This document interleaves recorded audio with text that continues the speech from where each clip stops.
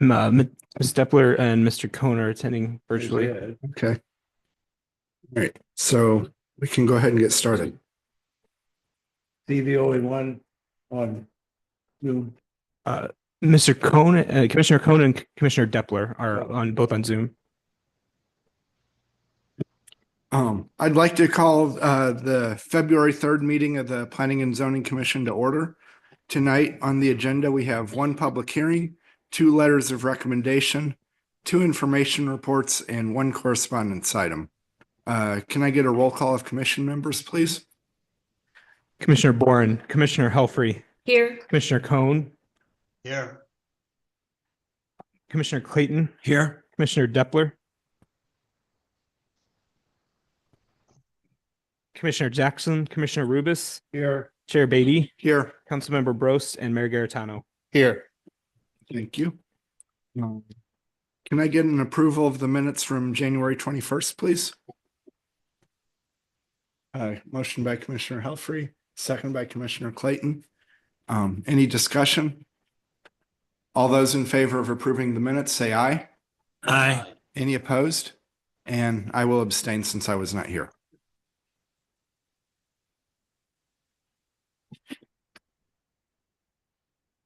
All right. Does the Department of Planning have any opening remarks? Thank you, Mr. Chair. Mr. Chair, I would ask Mr. Young to introduce the young lady next to him. Thank you, Mr. Vinich. Members of the commission, with me tonight is Sarah Rutherford, one of the lawyers in our office who is here to observe the meeting. Thank you. Thank you. Welcome. And Mr. Chair, just to make sure regarding the vote on the minutes, I believe Ms. Depler was not on screen and had dropped off.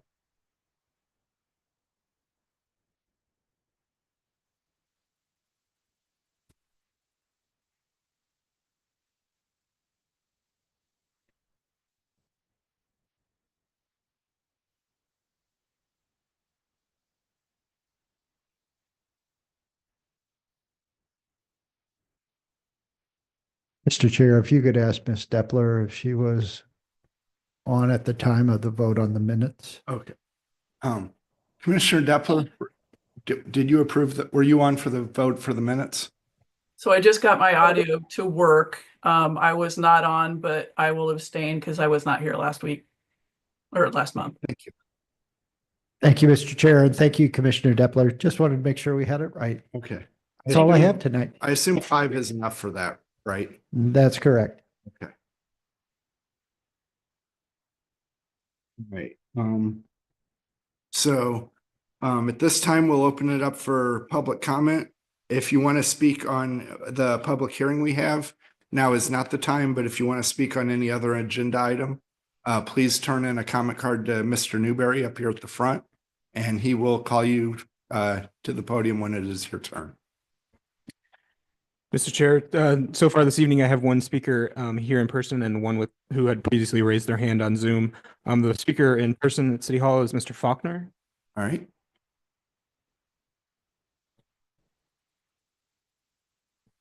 Thank you, Mr. Chair, Mayor, members of the Planning and Zoning Commission. For record, my name's Mike Faulkner. I'm Vice President of Sterling Engineering Company, offices at 5055 New Baumgartner, St. Louis, 63129. I'm here tonight to answer any questions the commission may have when the petition PZ 2821 comes up, which is the Ashley Grove development. And one of the things that we've heard concerns was the commission as far as, if there was a builder. We do have a builder now.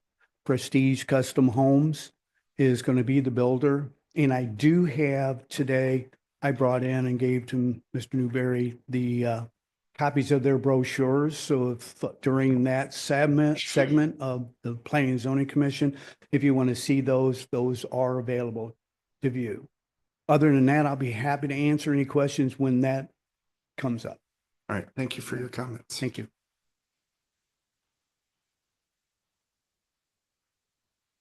And then, Mr. Chair, Mr. Vonderheide, who represents one of the petitioners, had his hand raised earlier. I'm going to see if he wanted to speak during public comment. Okay. And he raised his hand again, so he'll be in a You want moment. to make it?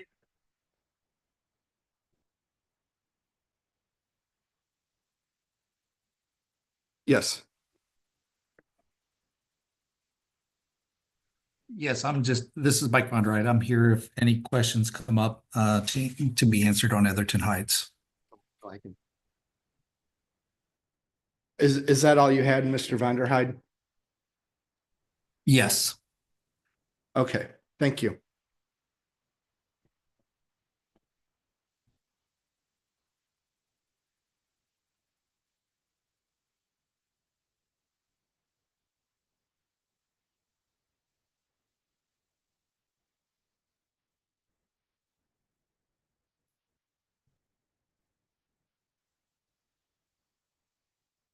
Go ahead. Hi, my name is Rick Eisman. I'm at 17004 Fallstone Mill Court. I'm a trustee at the subdivision Stone Mill. And I just wanted to take a couple minutes and discuss the property or that plot of land that's going to be Ashley Grove. I believe, I don't have all my notes with me, but I think there's 12 lots proposed. Is that right? Plus the existing? I think 12 includes the So existing. 11 plus the existing. Okay. And these, the way I understand, are smaller lots than what we have at Stone Mill. I think the frontage is 100 feet in the front, and I think these are going to be less than that. We're kind of concerned as far as what they actually look like, and I think you guys are going to see some pictures or? Correct. Okay. Is that going to be available to us too, or just the committee? I believe they'll be on screen. Okay. Probably be on Okay. screen. Yeah, we'd like to see some elevations in that. Because our biggest concern is just the home values. We want to maintain at least the value of our homes as it is right now, or even increase it. We just don't want to see it go down, because we got a lot of money invested there. There is that street, I think it's west, connecting Center, and I believe there's going to be a gate of some sort, like I don't know if they call it a hammerhead or tomahawk or whatever, because there's not enough room for a fire truck to turn or something like that. And we're concerned, who's going to maintain the gate, who's going to open it, who's going to close it, who's going to be responsible for the gate so it doesn't stay open, because with that new bar, whatever the heck it is, down the street, we don't want people to be flying, taking a shortcut from west up to Center, because Center isn't really made for a lot of traffic and that.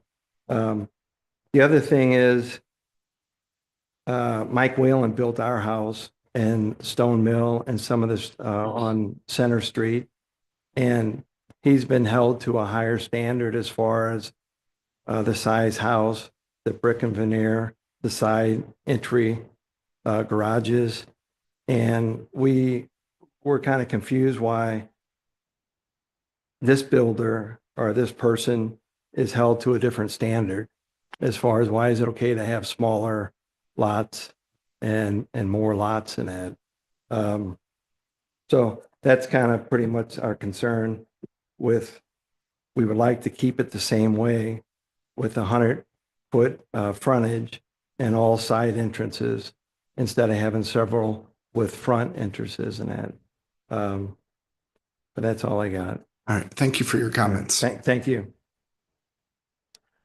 Mr. Chair, the department hasn't received any additional cards in the audience tonight or anyone on Zoom with their hand raised for the public comment session. All right. Okay. Thank you, Mr. Newberry. I'm sorry. This isn't the public hearing. All right. So if that's all we have for public comment, we'll go on to the public hearing for tonight. In the city of Wildwood, public hearings are truly intended to accept comments and questions concerning this posted item.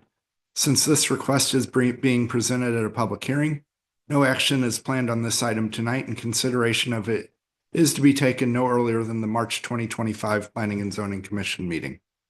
This approach ensures the members of the commission will hear all opinions before taking any action. The city's Department of Planning will address the comments, questions, and concerns that are raised tonight and include them as part of its formal recommendation to the Planning and Zoning Commission. Anyone in attendance at City Hall tonight wanting to speak should fill out a speaker's card and leave it with Mr. Newberry. Those in attendance via the Zoom webinar platform should use the raise hand feature to indicate you wish to speak at this hearing. A team member will add you to the list of speakers, which will then be communicated to me as chair, and I will invite you to speak when it is your turn. The public hearing process is outlined in the public hearing guidelines pamphlet, which can be found on the table at the entry area to the council chambers. The commission will allow all parties adequate time to present their position. As outlined in the public hearing guidelines pamphlet, speakers who are designated as a group speaker representing more than 5 individuals will be allocated 5 minutes to speak. Those individuals representing themselves will be allocated 3 minutes to speak. In addition, information on this item can be found on the city's website at www.cityofwildwood.com. The commission would like to thank you for your cooperation and participation at tonight's hearing. All right, Mr. Vunich, PZ 1-25. Thank you. Thank you, Mr. Chair. Mr. Chair, the first item is PC 1-25, Cattails Lodge, care of Jane Budnick, 404 Strecker Road, Wildwood, Missouri, 63011. A request for an amendment to the site-specific governing ordinance for an existing commercial center located at the northeast corner of Strecker Road and Clayton Road, amended C8 Plan Commercial District. Street address 16497 Clayton Road, St. Louis County, locator number 21U120327, which seeks a modification to the permitted uses per the current legislation that are authorized at this location. Proposed use, luxury pet boarding facility, kennel, which will be limited to the keeping of cats. This particular property is located in Ward 2. All right, thank you, Mr. Vunich. Mr. Newberry. Thank you, Mr. Chair. Mr. Chair, members of the Planning and Zoning Commission, the department, as it typically does for public hearings, has prepared a brief slide presentation just to acclimate you to where the site is located and a couple of photographs as well as a site plan for the existing commercial development. The location, as Mr. Vunich described, is at the northeast corner of Strecker Road and Clayton Road. It's again an existing commercial center, the Winding Trails Center. It's highlighted in blue here. The next slide is a closer up aerial of it, showing the existing building, parking fields, and other improvements. The next slide is the approved site plan for the commercial center. The building is outlined in red. Just gives another view of the site as it is today. And then we'll just go through a few photographs just to understand which commercial structure we're talking about at that intersection. This is looking from the corner of Clayton and Strecker at the building. This is at the entrance off of Strecker Road into the center, looking kind of at the rear of the building. The next image is looking onto Clayton Road to the east. The next is the intersection I'm sure many of you are familiar with. Across the street is Parkside Grill and the Elegant Child development at this intersection. Beyond that is Anniversary Park. And then this is looking to the north on Strecker Road. And then this is a slide that you will see later from the petitioner as well, just a simple floor plan for the interior of the development. Back up to. So that concludes the department's brief slideshow presentation. Just the purpose of tonight's meeting is to hear any comments from the public, hear from the petitioner, and any questions the commission members may have for this requested amendment to the site-specific governing ordinance. Again, to allow for the luxury pet boarding facility, which will be limited to cats. And Mr. Chair, the petitioner is in attendance at tonight's meeting and has a couple of slide presentations that she wanted to provide as part of the public hearing. Okay, thank you for that, Mr. Newberry. Should we go ahead and let the petitioners come forward now?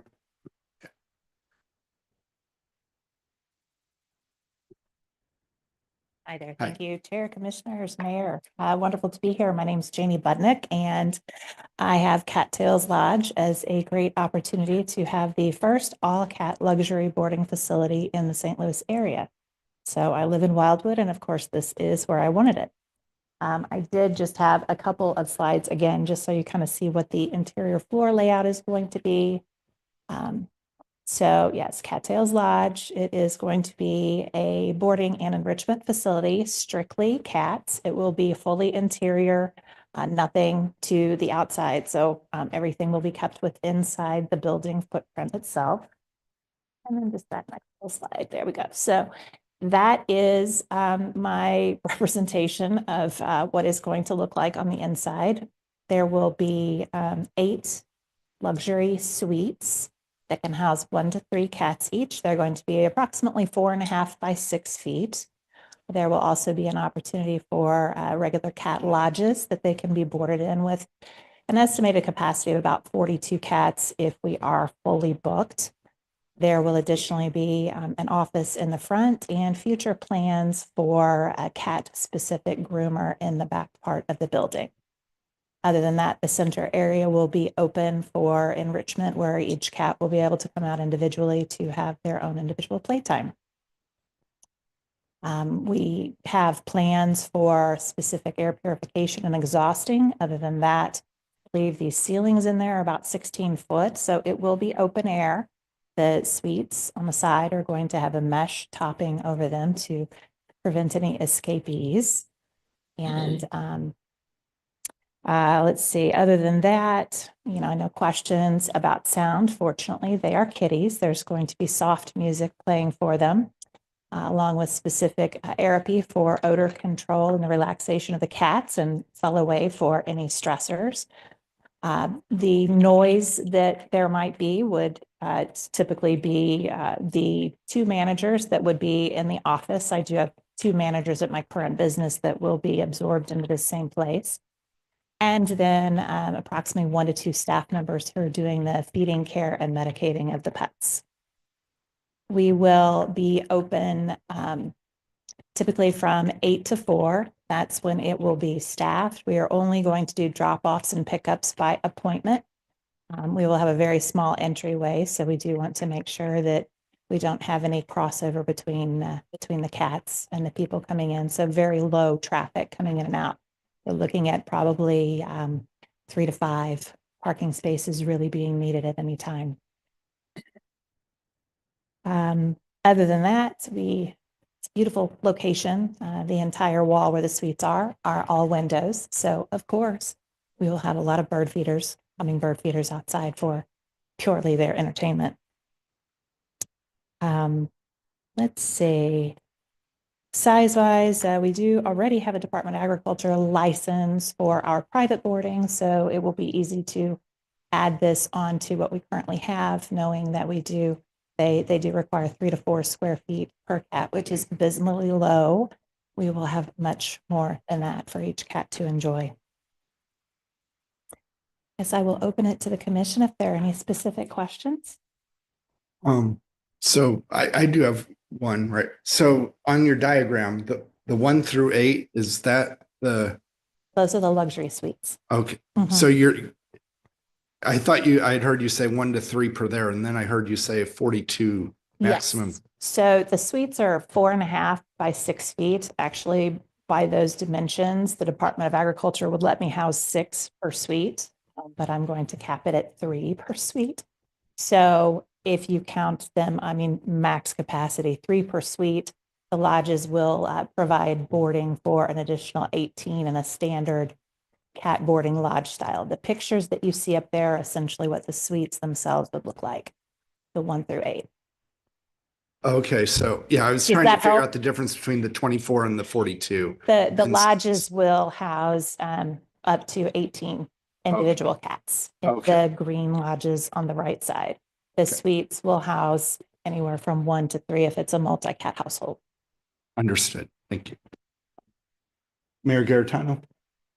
Thank you. I just have a couple of questions. I'm going to guess that I know the answers, but I'll ask them just so I'm not assuming. So you're going to focus just on cats. There's no dogs? Only You have any plans for dogs in the future? not there. Okay, and I'm assuming your cats do not bark? The cats do not bark. Okay. Now we have some meowers, depends on how hungry they are. It sounds like they're going to Speaking be, for my own, they're not going to be outdoors though. nothing No. outdoors now. Yep. Okay. So I think that addresses, I did see one comment come in, but looks like everything's contained within the building and therefore we shouldn't have anything outside that could cause any disturbance. Okay, that's all I have. Thank you. Any other? One other question I did have, are you planning on using that whole building or is it just part of that building? It's just the section of that building that is on the west side, the west part of the building. It's approximately 1,225 square feet. Okay, thank you. Sharubis? They're on the west side, so that would be facing Clayton Road. Yes, right Or- across from Parkside. Sorry, Strecker. Yes. Strecker. Yeah, the front of it faces, Okay. it's like the long side of the building is facing Strecker. So there used to be It's the same location. is that the particular area? Yeah, it's that same one that it's the one that has the, I don't know, is that called the gazebo entrance?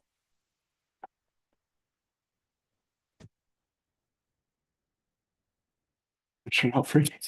I have a question for Mr. Vunich. So my question is, when I read this, are we, regarding this, would we be asked to redo the zoning to make the zoning allowable for kennels? And then we would have to address it as a cat kennel, I guess. Does that make sense? Because right now there's no kennels there, right? And so we would have to change the zoning completely. It wouldn't just be a CUP. No, ma'am, in this particular instance, there is a governing ordinance, as amended C8 commercial district. And for all intents and purposes, we're adding a new use, to the list of uses that already exist. And so the reason that is before you as a public hearing versus a correspondence item is that the original advertisement that was done in 1997 didn't include this type of activity. It's relatively new, obviously, if this is going to be the first in the St. Louis region. So if it wasn't advertised as part of the original rezoning of the property, then it needs a public hearing so it can be advertised again. But really, all we're doing is looking at that site-specific ordinance and seeing if this use is appropriate to add. Okay, so I guess I'm not looking for trouble. I'm just trying to think ahead. And so we're just for this one particular area, we're saying we're going to add an additional use of a kennel. Is that correct? Well, the kennel definition is the closest definition in the zoning ordinance that fits what Mrs. Budnick would like to do. But I would just compare them to any of the pet grooming facilities we have in Village Plaza, other locations across the city.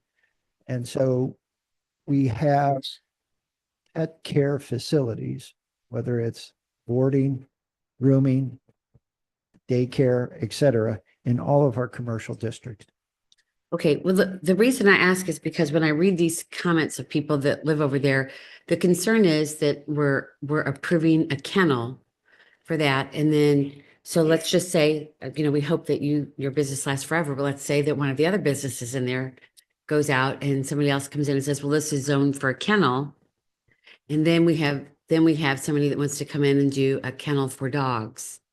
And now we have what I assume would be a problem. And so that's my question to you is, are we going to get into that trouble if we make this amendment change?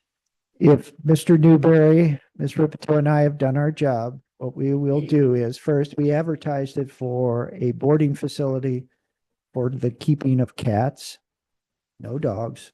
So we've advertised it limited to the current petitioner's request so that if somebody were to step in at a future date and want to do dogs, they'd have to go through the public hearing process again and start anew.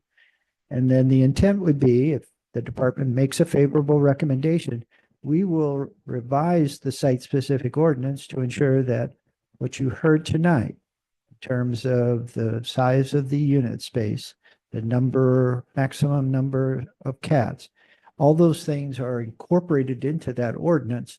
So as we can guarantee that the community and you as commission members, that what you heard is what will happen. So in the future, even though it would say in the site-specific ordinance, even though the word kennel would be used, that if it was anything other than interior cat care in the interior of the building, even though the ordinance says kennel, they couldn't come in and say, well, it says kennel, so you have to let us have it. The intent of the department, again, if it's a favorable recommendation regarding the petition before you, is not to give a blanket statement to any kennel. We're basically looking at a cat boarding facility as described by Ms. Budnick. And from that perspective, we'll do our very best to make sure that if someone were to come in, they'd have to meet the same conditions as Ms. Budnick and no other. Thank you very much, Mr. Vintage. You're welcome. Mayor Garitano? Yeah, and I think maybe to address Commissioner Helfrey's concern, there's a retaining wall right behind the back door, and it's pretty much a hillside, and then it backs up to a waste, dumpster type little small facility there, and then a dentist office. So, I mean, I think if we were to have a request at some point in the future, that would have to certainly go through the process for anything that could be outdoors, but I don't think that's your intention at all. And I think the cat's gonna hang out inside. They're going to be happy inside. All right, that sounds good. Any other questions or comments? All right, seeing none, can I get a motion to close the public hearing? Mr. Oh. Chair, just excuse me. I Oh, just wanted, sorry. I just want to note for the record that we have not received any speaker cards here in the room, and there are no hands raised on Zoom for the public hearing. I apologize for forgetting that. Apologize for the interruption. All right, Mayor Garitano? I'll make the motion to close the public hearing. All right, and motion by Mayor Garitano, seconded by Commissioner Rubis. All those in favor say aye. Aye. Any opposed? Any abstain? All right, public hearing is now closed. Thank you. I think that's a really cool idea. Next on the agenda, PZ 5-24, Mr. Vernich. Thank you, Mr. Chair. Mr. Chair, members of the commission, the first letter of recommendation is PZ 5-24, Etherton Heights, revised, care of Spree Sadat Properties LLC, 629 Langton Drive, St. Louis, Missouri, 63105. A request for a change in zoning upon a tract of land that is 3 acres in size, being located on the east side of Etherton Road, north of its intersection with Manchester Road. Street address 2522 Etherton Road, St. Louis County, locator number 24V530560, which is currently zoned NU non-urban resident district, parenthetical, Town Center, Neighborhood Edge, and Neighborhood General Districts, to the R1A 22,000 square foot resident district. Proposed use, a total of 3 single-family dwellings on individual lots. This particular property is located in Ward 8. Thank you. All right, thank you, Mr. Vernich. Mr. Newberry. Thank you, Mr. Chair. Mr. Chair and members of the Planning and Zoning Commission, the department has prepared for your consideration tonight a draft letter of recommendation for this requested change in zoning. As Mr. Vunich described, it's a 3-lot subdivision on the east side of Etherton Road. All of the homes face onto Etherton Road. All of the homes will have side entry garages, and it's 3 units on 3 acres. So the lot sizes range from just around 30,000 square feet to just over an acre. The draft letter of recommendation that's before you reflects the commission's vote at its previous meeting, which was a favorable action to approve the development by a vote of 6-0. The commission determined at that time that the requested change in zoning will meet the zoning regulations, the subdivision and development regulations, and all of the town center requirements, including the design standards, architectural guidelines, and streetscape requirements. So before you again is a draft letter of recommendation, which reflects the commission's favorable action, and it's before you for final action thereafter. If the commission acts favorably, it'll be forwarded to City Council for a public hearing. Thank you, Mr. Newberry. Commissioner Helfrey. I make a motion to approve the city's recommendation. Motion by Commissioner Helfrey, second by Commissioner Clayton. Any discussion? All right, seeing none, roll call vote. Commissioner Cohn, Yes. Commissioner Clayton, Yes. Commissioner Depler, Yes. Commissioner Rubis, Yes. Commissioner Helfrey, Yes, Chair Beatty, No. Mayor Garitano. Yes. Motion carries. Thank you. Thank you. Next on the agenda, Mr. Newberry, communication from Timothy Meyer. A response to a communication dated September 23, 2024 from Timothy Meyer, Voles Incorporated regarding an application for a waiver to the city's requirements for large lot, single-family subdivisions being required to install packaged wastewater treatment plants in areas of the Wildwood community not currently serviced by public sanitary sewers, which would thereby allow the use of individual wastewater treatment systems on each of the proposed lots of record. This large lot subdivision is being proposed upon an approximately 31-acre tract of land located at the northwest corner of Pond Road and State Route 100. Street addresses 1855 and 1871 Pond Road and 2005 Linda Jane Lane, St. Louis County. Locator numbers 23W610101, 23W610110, and 23W520086, and has a zoning district designation of the NU non-urban residence district. A total of 8 lots are being proposed as part of this residential subdivision, Hills Hollow Estates subdivision, Ward 1. Thank you, Mr. Newberry. Mr. Vunich. Thank you, Mr. Chair. Mr. Chair, members of the Planning and Zoning Commission, the Department of Planning has prepared for your consideration tonight the draft letter of recommendation regarding an action taken by this commission at its last meeting on January 21st, 2025. At that January 21st meeting, the Planning and Zoning Commission voted by a 5-1 margin to support the requested waiver due to the circumstances that had been identified in the department's report, specifically in the analysis section. It is important to note, as part of that action, the Planning and Zoning Commission adopted the 4 major conditions associated with the waiver. Those conditions relate to the minimum lot size of being greater than 3 acres and not less than what the Missouri Department of Natural Resources will establish as part of its geological assessment of the property itself. That the project meets certain requirements relative to the fluid that will be discharged from the 8 individual systems, principally a tertiary level, and that the developer with each lot will deposit $2,600 for the benefit of the homeowners association to ensure maintenance of the individual systems over their lifetime. Additionally, all drain fields cannot be located in the natural resource protection area, and the density of this development not be increased greater than 8 on the 31-acre tract of land. If density is increased, there are provisions as condition 4 stipulate that an area on the site has to be set aside by easement or common ground in the event that a centralized wastewater treatment plant is required if a 9th lot is proposed. The protections are necessary to ensure that the effluent from the individual systems is at the highest level of treatment, and that the primary reason for the waiver, the less dense development under the non-urban district requirements, does not increase its density at some point in the future. Therefore, tonight, there is a favorable report before you for final action. If final action is taken, this report will then be forwarded to the City Council for its receipt and filing. Thank you.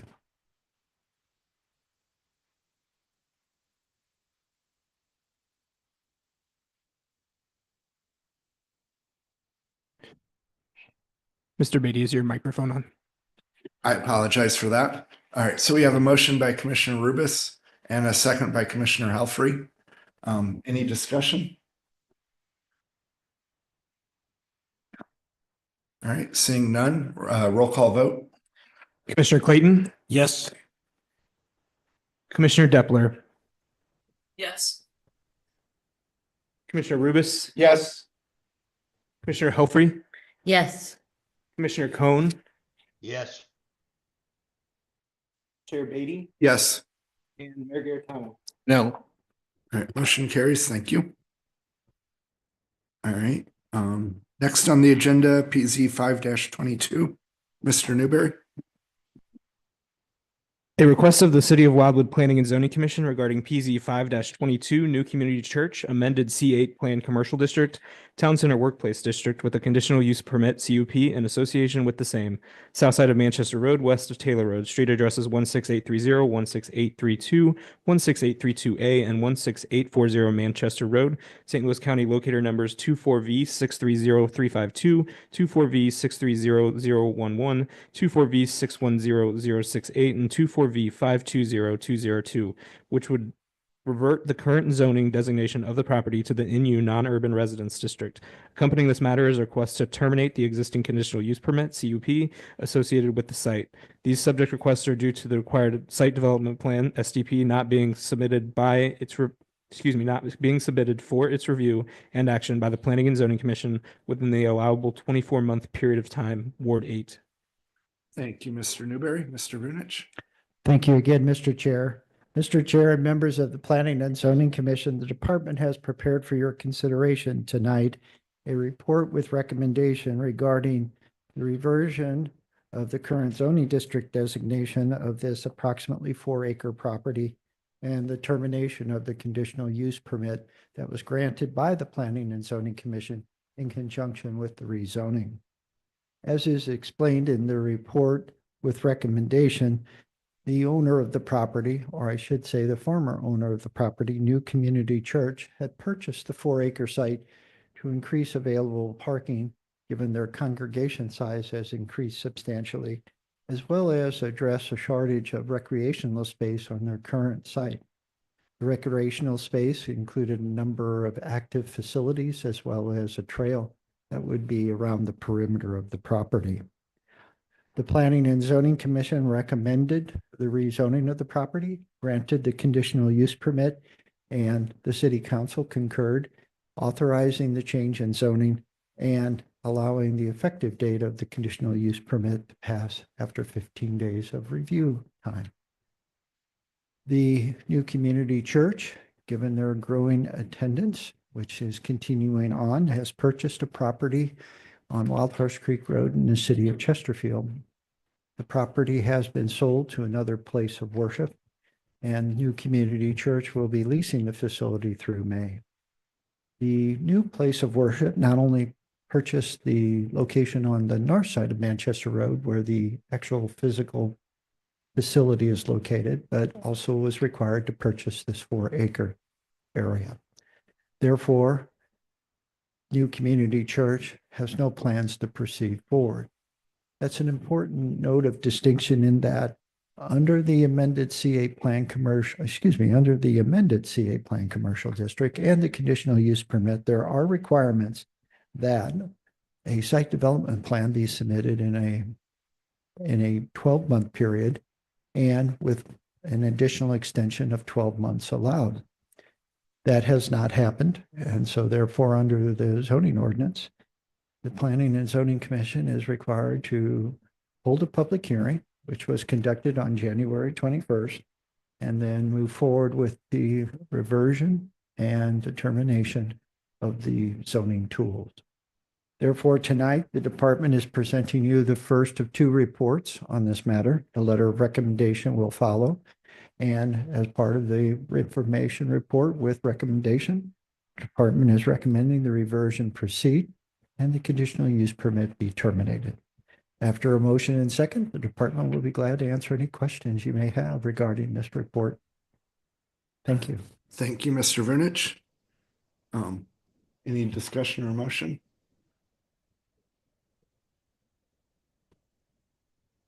Motion by Commissioner Rubis, second by Commissioner Clayton. Commissioner Cohn, were you just offering to second, or did you have a question? Just offering a second. All right, thank you. All right, any discussion? Mayor Garetano? Yeah, question for clarification. Our land use plan designates this as a workplace designation, so that still would apply for future consideration. Much so, sir. Okay, thank you. And Mr. Chair, just a note, the new owners of the property, the other place of worship, I have kept them abreast of the process. So they know that there is the consideration of the reversion and the termination of the conditional use permit. And in fact, they've submitted a plan for future residential there that will be going to our Development and Zoning Review Committee sometime in February or early March. So just want to let you know that they are aware of what's going on. All right, thank you.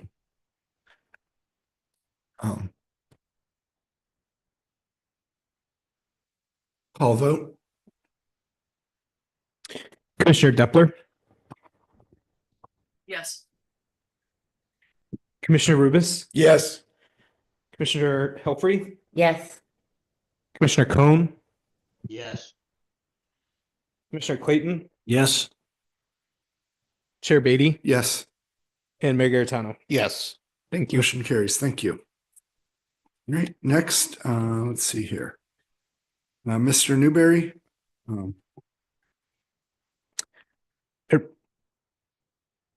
Go ahead. Yeah, I was looking for a PZ code, but there is none, so.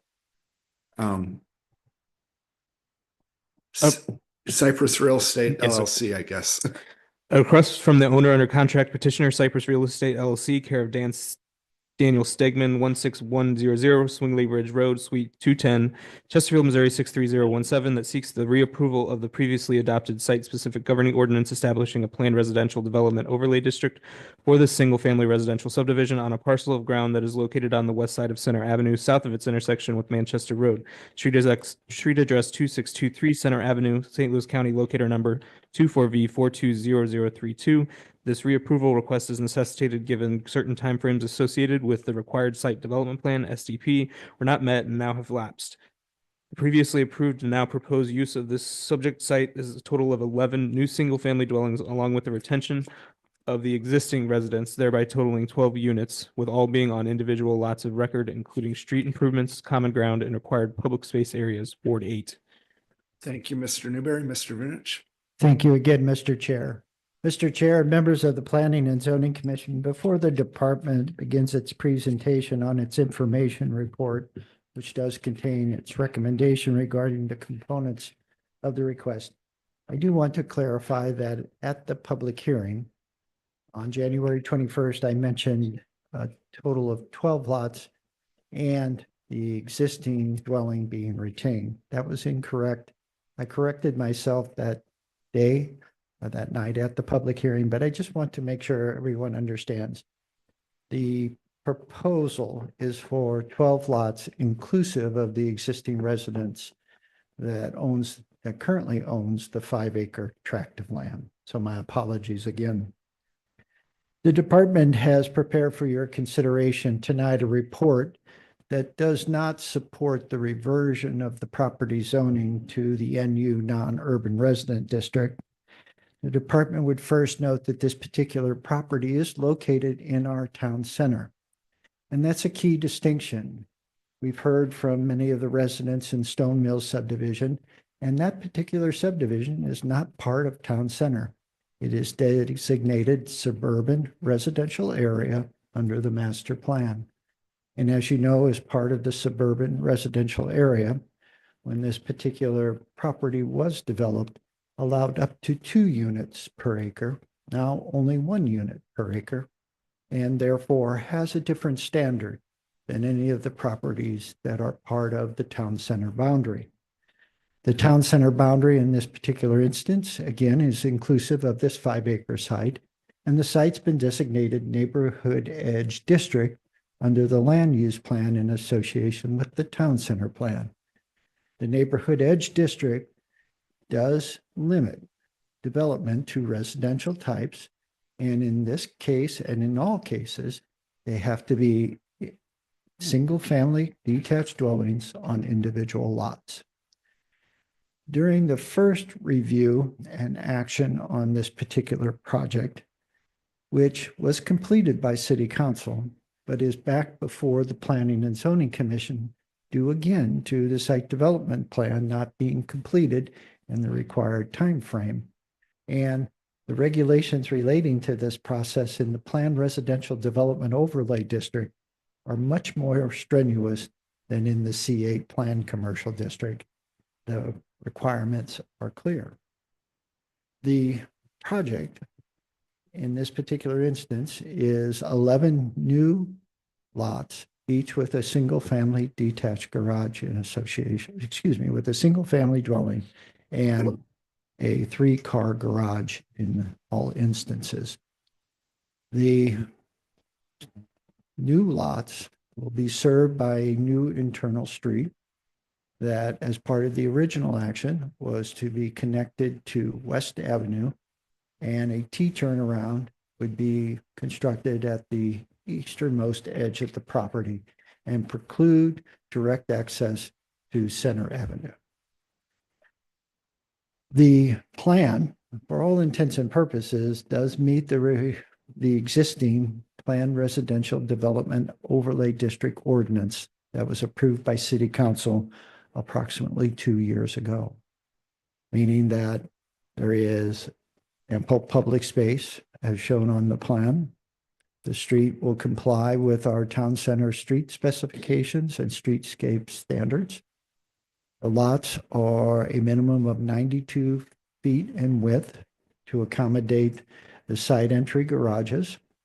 Now, again, 2 of the lots, one on the westernmost edge at West Avenue in the new internal street, and the one on the easternmost edge of the development, that which abuts the new internal street and Center Avenue, will have the right for one of the 3 cars garages to front face the street.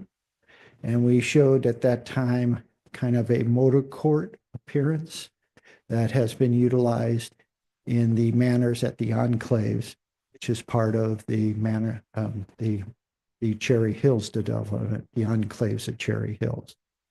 And so all of those things were calculated based upon input from the residents in Stonemill, as well as on Center Avenue. Tonight, the department has a favorable recommendation regarding the retention of the zoning as presented tonight, which is the R3, 10,000 square foot resident district. And it has a favorable recommendation relative to the overlay district being retained and applied to the property for the purposes of this design that is before you tonight. A couple of things have changed. First, as part of the city accepting Center Avenue for public purposes and public maintenance, there is a plan to ultimately improve the roadway to at least a minimum 2-lane width and address stormwater and hopefully some pedestrian needs.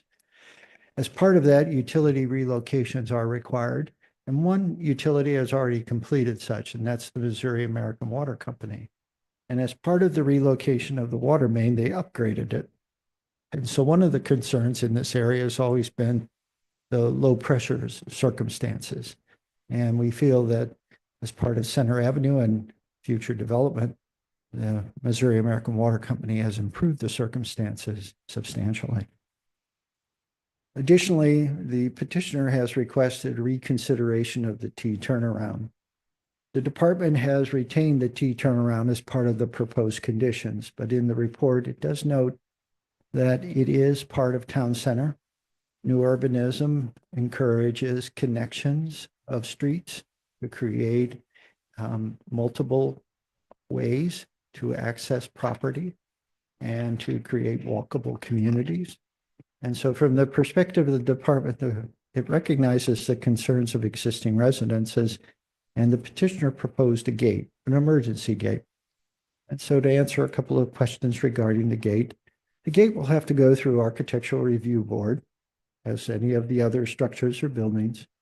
The gate will be locked all the time. It's for emergency purposes only.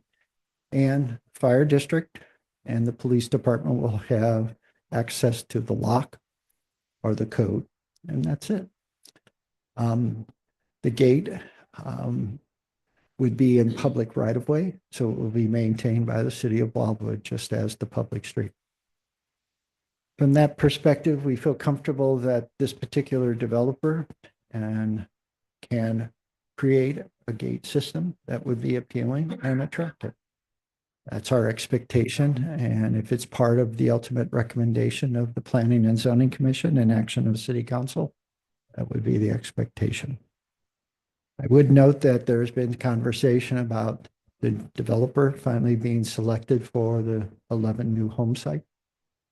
Mr. Newberry would like to show those renderings of the unit. I'll wait till the information is on the screen.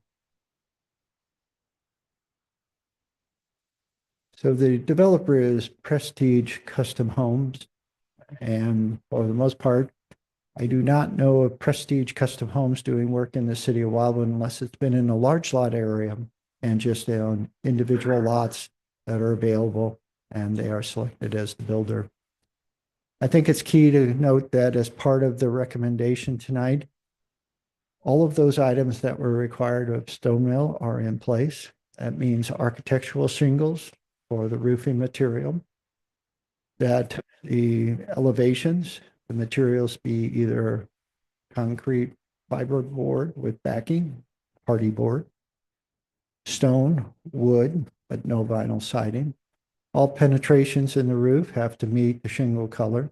All garages have to have carriage doors with windows, and the foundations must be painted or sided to match the elevations themselves and the materials used on them. As you can see from the images, they appear to be brick and stone on the fronts. We do require the brick or stone to turn the corner and not end at the corner itself to carry it through at least 18 to 24 inches, which is an architectural treatment recommended by our board consistently. And we also require that the interiors of the porch area carry the materials through, that be brick or stone, so as there's not a break in the character at the front porch or the most visible point or focal point of the dwelling's front. All of the units will be side entry under the recommended requirements, other than the two I've mentioned, which has the option of that one front facing as part of the motor court design. And so from the perspective of the department, we've taken what was approved by City Council and recommended favorably by the Planning and Zoning Commission. And ultimately, I think we've improved it. I am pleased with the developer that is now interested in building homes there. They have a very good reputation. And so from the perspective of the department, we are recommending the R3 zoning be retained and not reverted to the non-urban resident district, and that the overlay district be retained as well to allow us to create the comparable community to the surrounding development. If there are any questions or comments after a motion and second, the department would be glad to answer them. Thank you. Thank you, Mr. Vernich. Commissioner Helfrey. I'll make a motion and then I'll make a motion. I'll make a motion to accept the city's recommendation and then I have questions. Thank you. Second by Commissioner Clayton. Question? First of all, I want to say thank you. Well done, you. You kind of hit, I had a list of all the notes that we've been making since we've seen this, and I think you hit every single one of them. Number one was the water, I think, and you even got my side entry garages that I'm always asking about. So thank you for that. I did have one question. I drove by there today, and I was incorrect in my assumption that the gate was at the side of West Street. It's actually at the side of Center. So, so they'll enter off of West Avenue. Yes, that will be the primary location for access. And again, the current recommendation contains the T turnaround, which for all intents and purposes, and I think Mr. Brown, our Director of Public Works, can provide an opinion as well, generally are the least successful of all of our approaches, so to speak, to address the end of streets that do not connect. Right. people park in them typically. Oftentimes the fire district, despite the design meeting their requirements, don't like them. It requires a great deal of maneuvering. And all intents and purposes, as I say, it, in this case, at least for one of the lots, creates a less desirable lot, which always is not the goal of the department.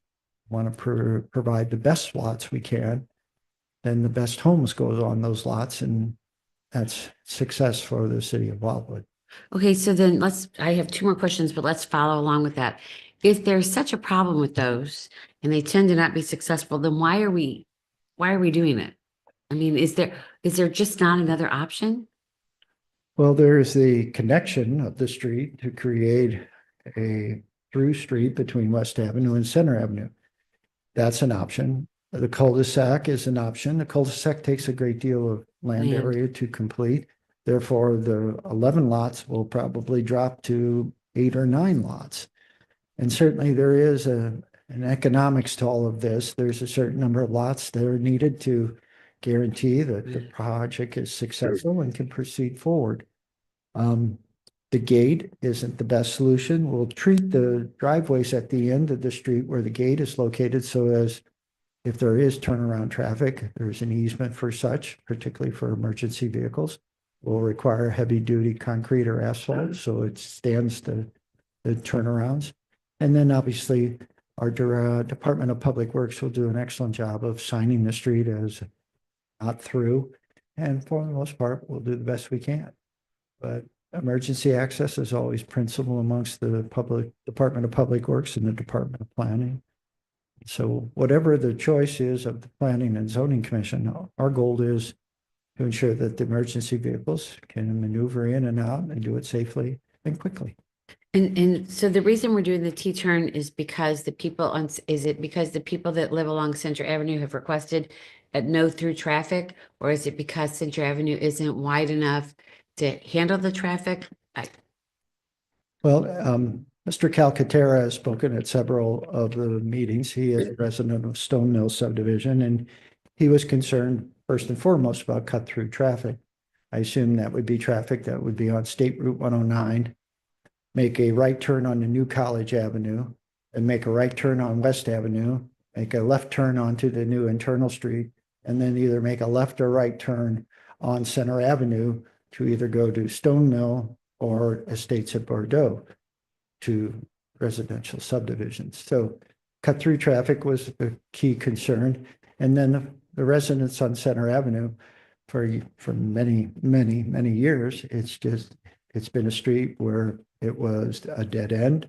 Then we added Estates at Bordeaux and then added Stone Mill.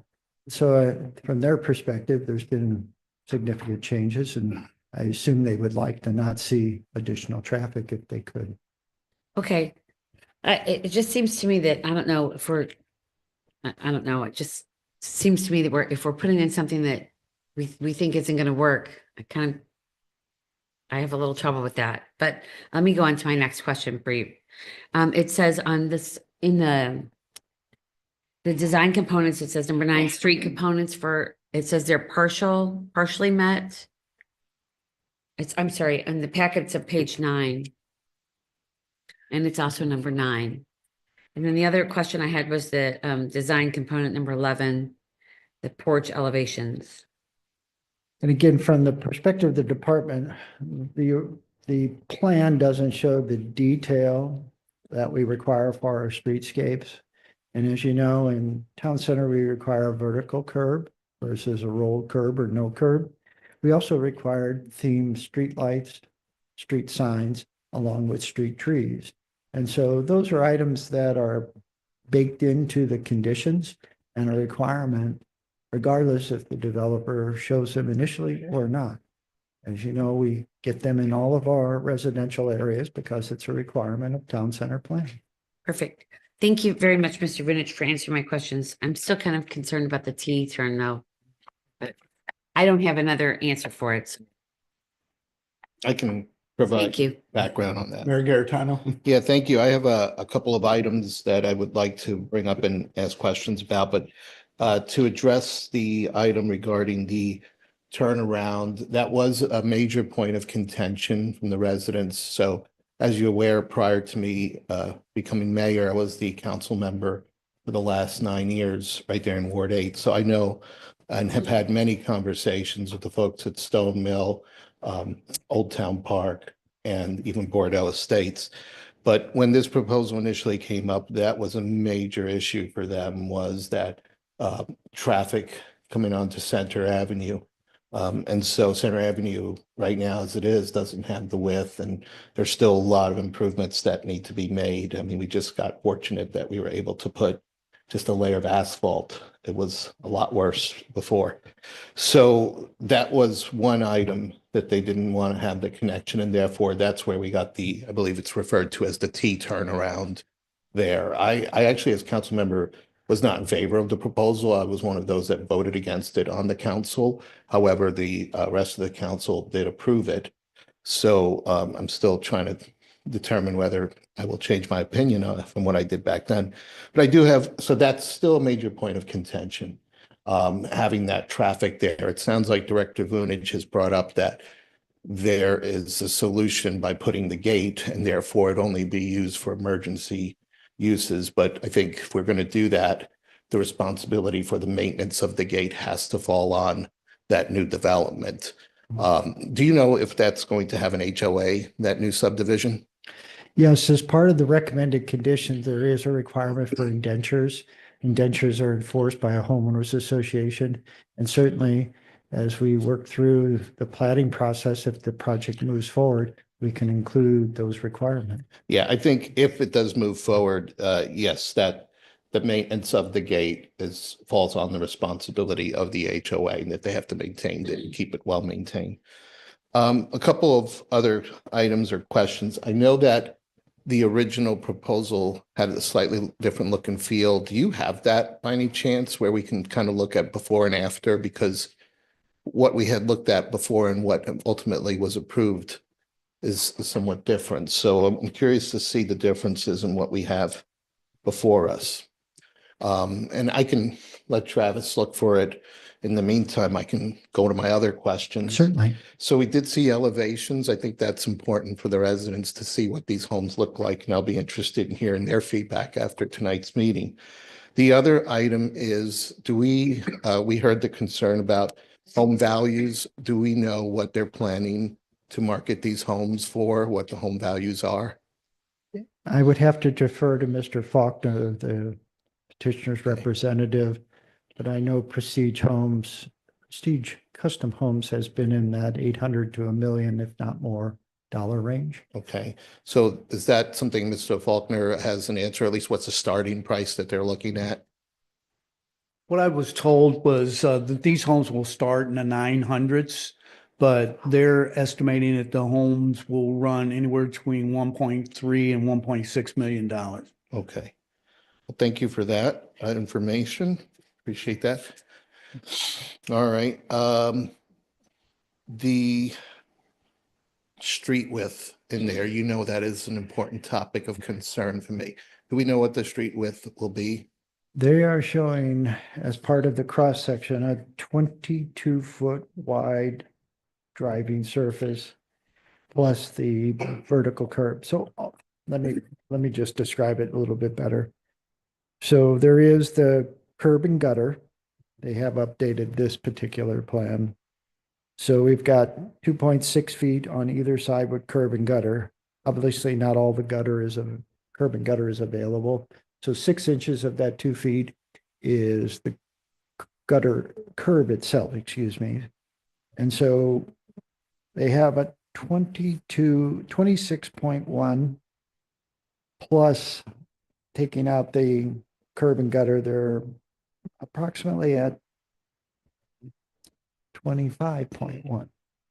So with that information, do you know at this point what kind of parking restrictions the fire district may impose, or, you know, what the city might ask for? Because the reason I bring this up is that we have certain neighborhoods that have narrow streets, which as a result require that parking is prohibited either on one side or both sides. And we've learned through the years that when there is no parking available, people are still going to have guests. Bordeaux Estates, right adjacent to that, is one of those subdivisions. And so the problem is when people have company over, visitors, or you have a holiday, there's no legal place to park. And so what these residents end up doing is having to ask each other if people can park in their driveways to legally park. So I'm trying to prevent that because it's a problem that I feel the city inherits, and then we have to deal with it, and there's no easy fix. We can't go in and widen a street after it's been built. So yes, back to my question, what will that require?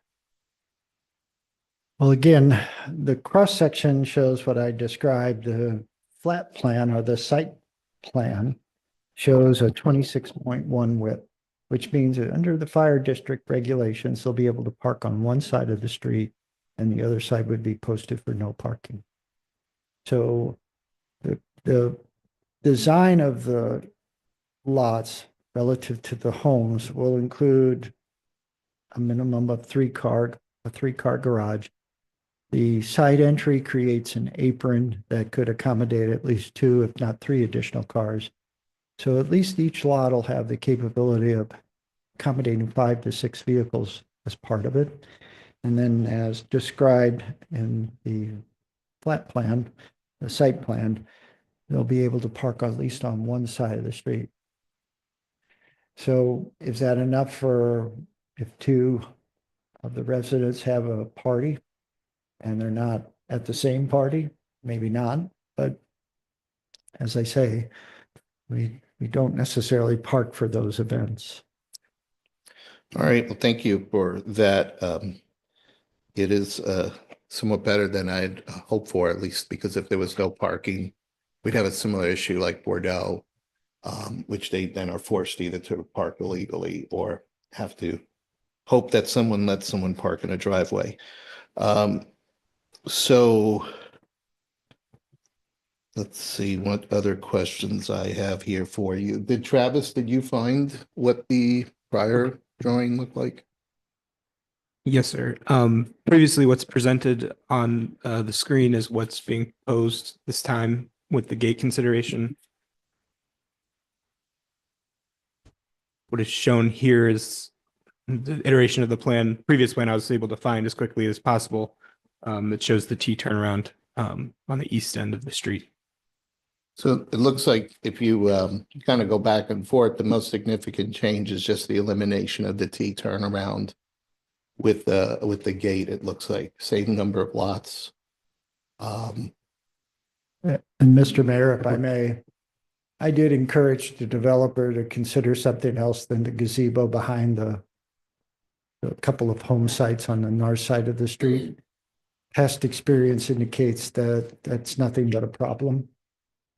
Because obviously the owners of the lots will be advised that there's going to be public space that's available to the residents of the subdivision and that a gazebo will be there. But as soon as somebody starts using it, we hear about it and how could this happen, and they're noisy. And so we've encouraged the developer to think of another approach to providing public space that's not so intrusive on the individual lot. Now, I think in the original proposal, thank you for explaining that and bring that up, but in the original proposal, I feel like we had a landscape easement along Center Avenue. Is that still applicable or has that changed? Yes, we'll have abundant landscaping.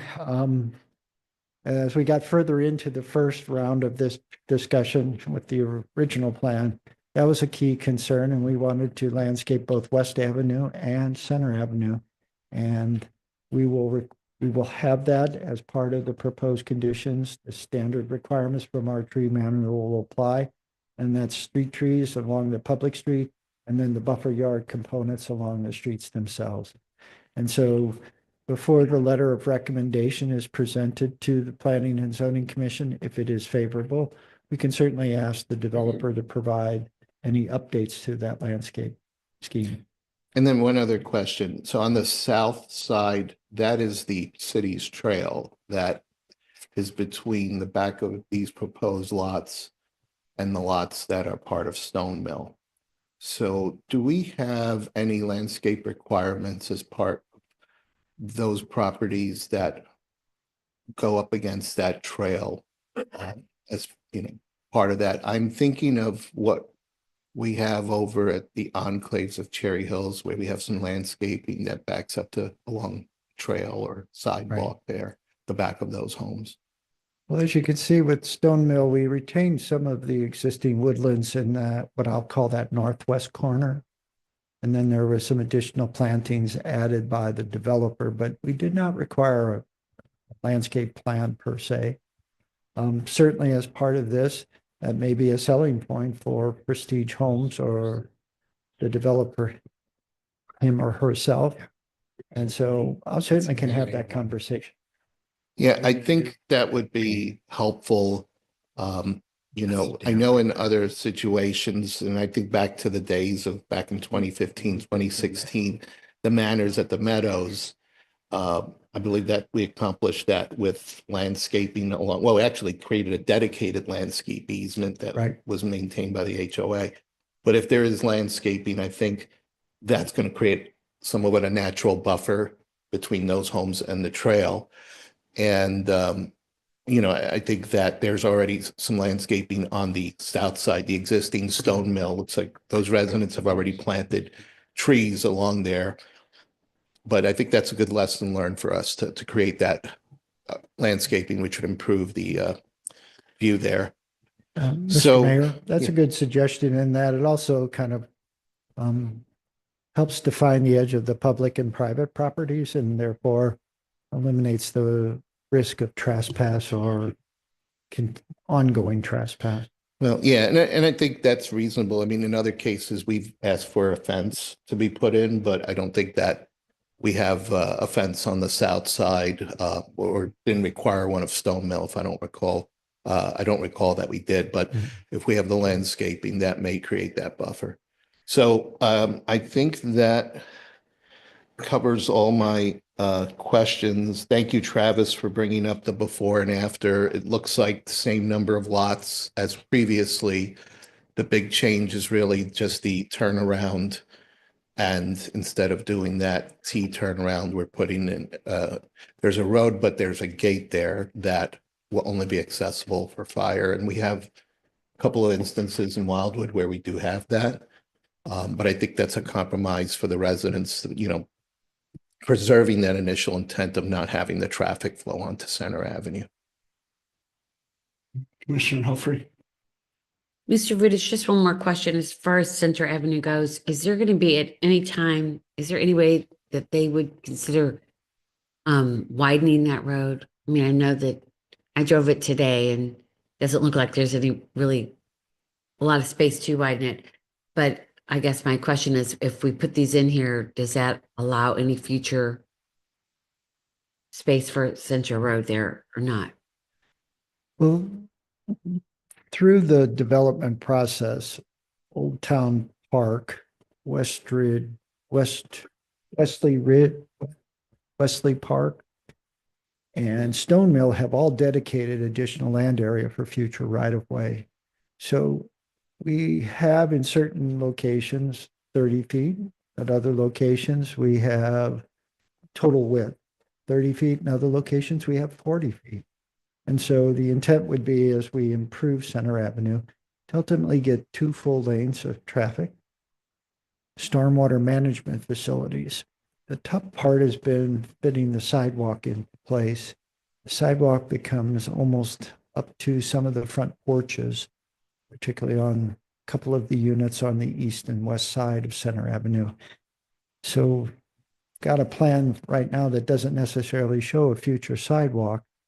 We're widening the road as much as we can to accommodate individuals that might want to bike or walk on it. But we'll have an interconnecting system of sidewalks between Stone Mill, at least along their frontage, Bordeaux Estates, out to Manchester Road. Real quick.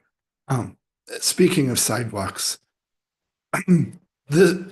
this street will have full sidewalks, correct? Yes, we'll finish the sidewalks on West Avenue. We have them on the west side. Mhm. We'll do them on the east side and we'll make that connection to the trail too, which will be a nice addition. So the west end of the trail where it dead ends into the gravel, Yes, that connection will be made as part of this? yes. Okay. And that's a positive. And then when we overlaid Center Avenue, as the mayor mentioned, we also took the trail terminus on the east end by Center Avenue and did a bit of an apron, turned it, saw connected it that. to the sidewalk that was constructed as part of Stone Mill. So that now it just doesn't end or terminate onto Center Avenue where there's no crosswalk or any protections. Yeah. And I've told you this before, but as far as sidewalks on Center, my opinion, if we can just get it on one side of the street, even if it's directly adjacent to the road, I think that would be a plus. Well, we're very close on the west side because Stone Mill, as I mentioned, if this development moves forward, they'll be required to dedicate land and build the sidewalk. That would leave Mr. Schlempler's home, the owner of the 5-acre tract, the Kleins, the Krugers, and then Chapman's. And we don't have easements on those 4 lots. And we've looked at the sidewalk there. Again, it's just kind of intrusive, particularly on a couple of them. And I so- also yeah, I mean, I'm 3 blocks away. I walk that area all the time. So I think about it every time I'm walking up and down the street. We looked on the east side of Center Avenue, but just the grades over there are a little more prohibitive. And then that one house with those 3 giant pines. Yeah. And those pines, we'd either have to go more into the front yard area to avoid the pines or remove the pines themselves. Yeah. Go ahead. I don't know if this is standard or whether we have to put it in the conditions or something that on West Avenue where it intersects with the new street, that a no outlet sign be posted. We'll do that, sir. That's just standard practice, and our Department of Public Works is very good at making sure our streets are appropriately signed and according to code. So just from the department's perspective, I want to advise the motion made and seconded, it did not include the discussion of the gate. So as recommended, the T turnaround would be retained and required.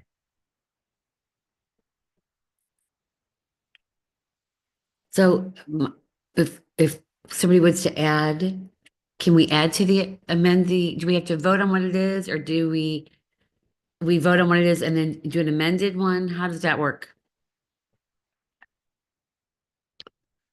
Once you've got a motion to approve as presented, if there's any changes to what's been presented, a motion to amend the motion by adding that change would be appropriate. All right, I'm going to ask another question before I determine if I'm going to move forward with that. So the lot size is staying the same, or have they changed with the new plan that we saw? The lot sizes stayed the same at 12,000, a minimum of 12,000 square feet. And obviously with the public space, we could make some of the lots on the north side much greater, but all in all, what really defines what a lot looks like is not necessarily its size, but its frontage. That's what describes it best, I think. And can you maybe elaborate if you have an idea? Because I know we talk about a gate and there's different definitions of what a gate could be. I've seen, we have a gate on Cares Mill, I think it is, by Strecker, right across. I think where's Wild Horse Creek subdivision. Right. So I've seen that kind of gate.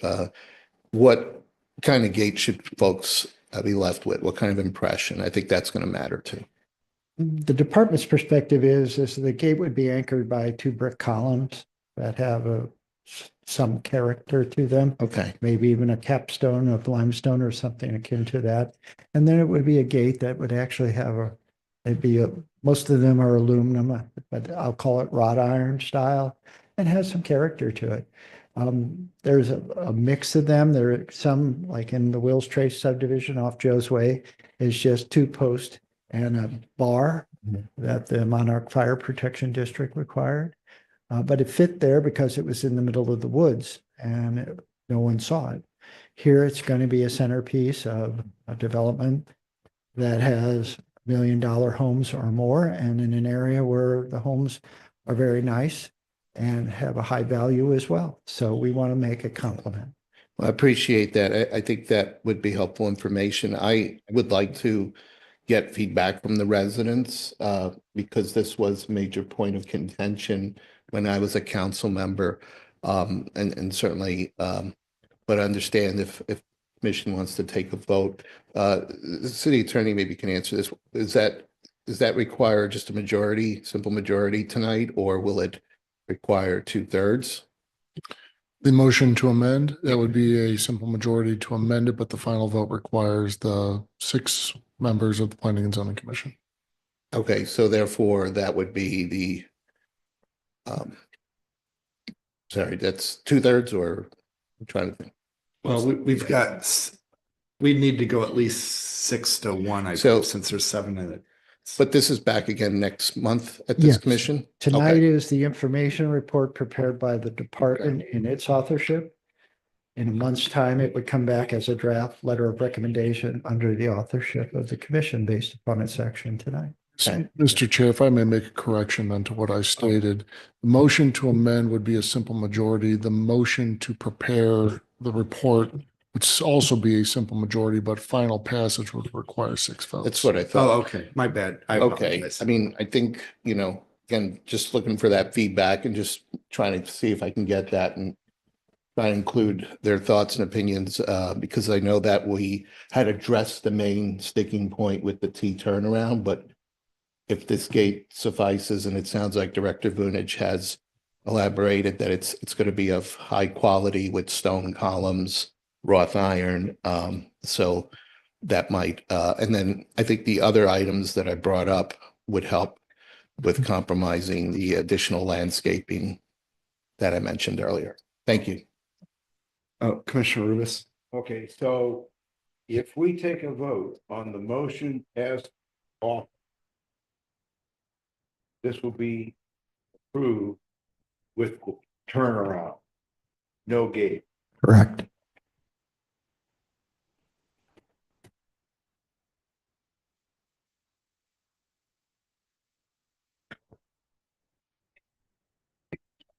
If they remove the turnaround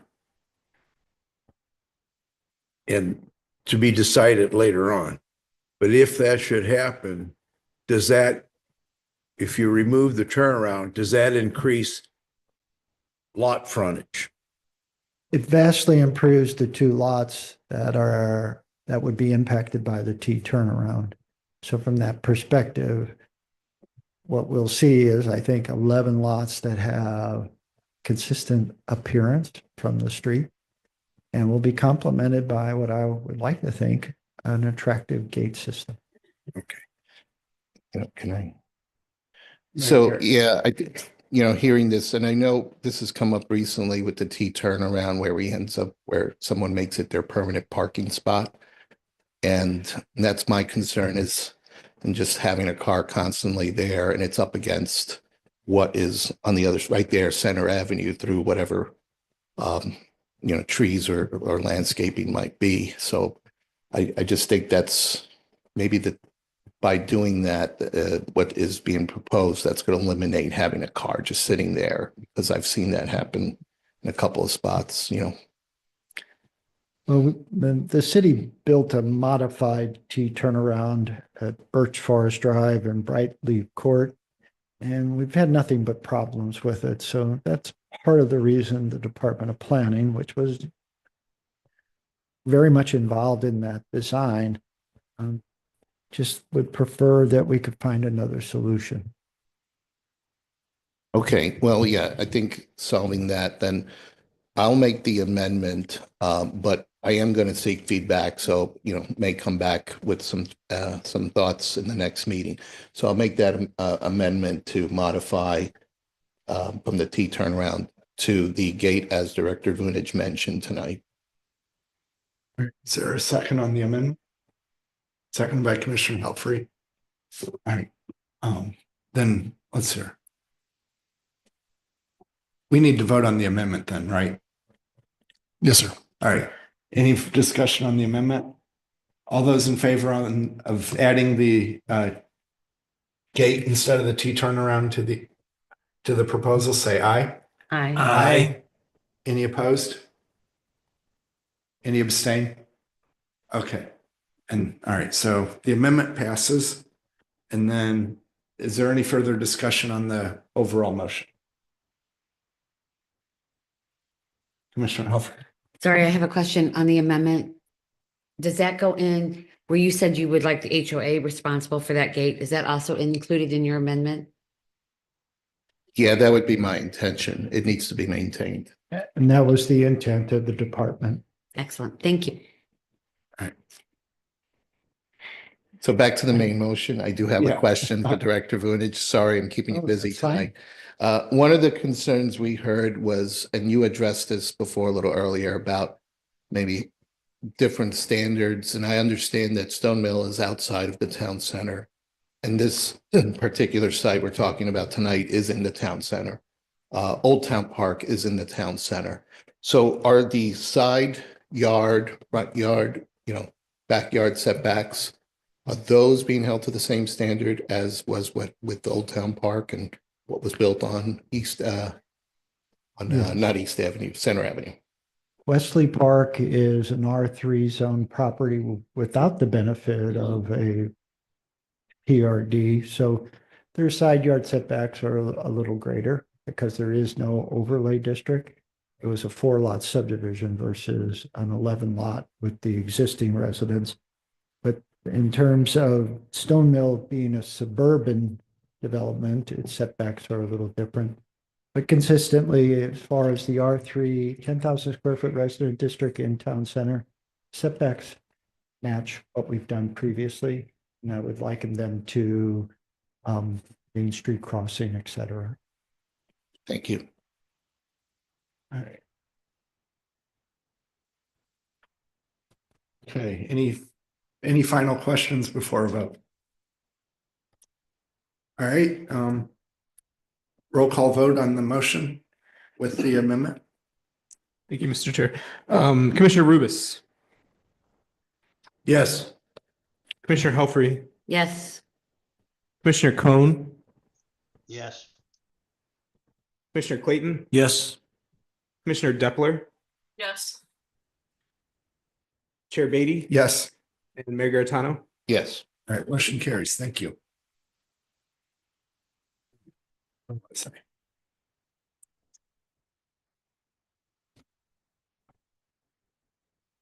There, PZ 25-97.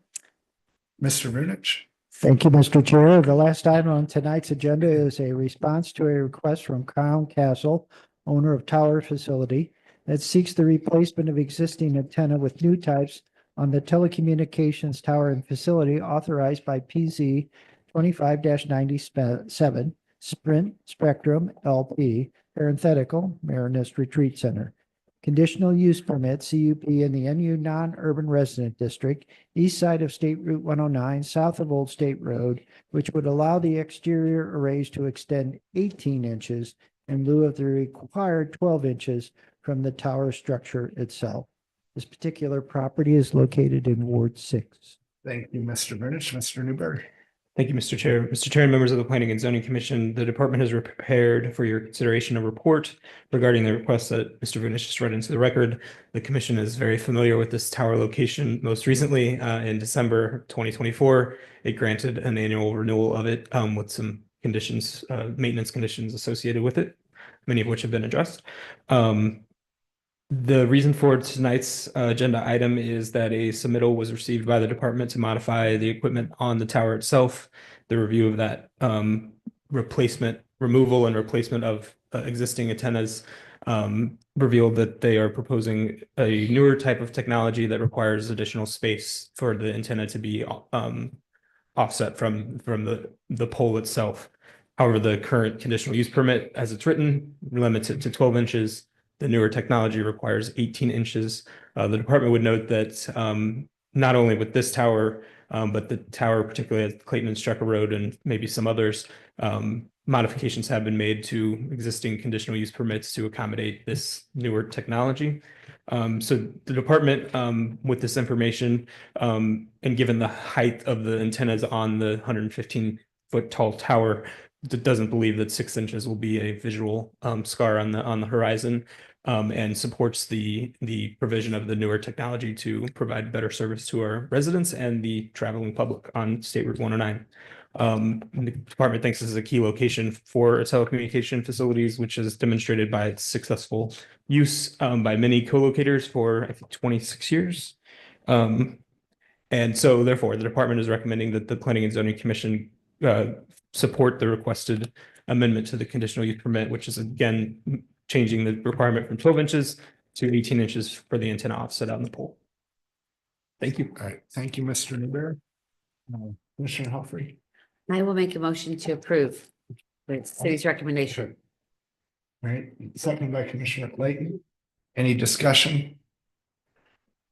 All right, seeing none, roll call vote. Commissioner Helfrey, Yes, Commissioner Cohn, Yes. Commissioner Clayton, Yes. Commissioner Doppler, Yes. Commissioner Rubis, Yes. Chair Beatty, Yes. and Mayor Garitano. Thank you. Motion carries. Thank you. And Commissioner Helfrey has a question. Mr. Vunich, I have a question about the beautiful new cell tower up at St. Alban Row on Highway 109. I'm just curious, is it going to be painted?